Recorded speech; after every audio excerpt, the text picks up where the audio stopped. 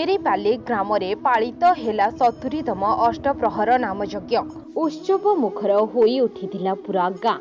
12 मासरे 13 पर्व पालन करुथिबा अनुगुल जिला पाल्हाड़ा ब्लॉक अंतर्गत छिमिरीपाली गाँ।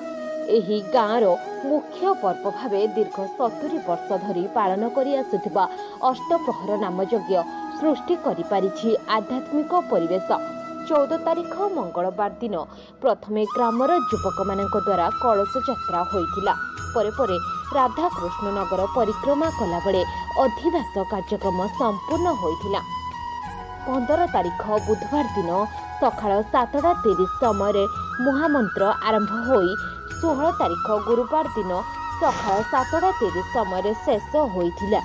तापरे ठाकुर नगर परिक्रमा करी दधिभांड भजन कर जाइथिला।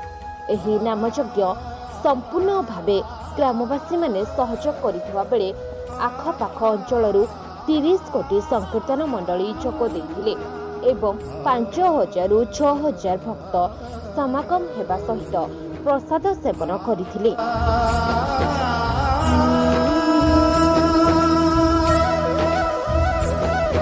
पाल्हाड़ारू धर्मेंद्र साहू को रिपोर्ट IYA न्यूज।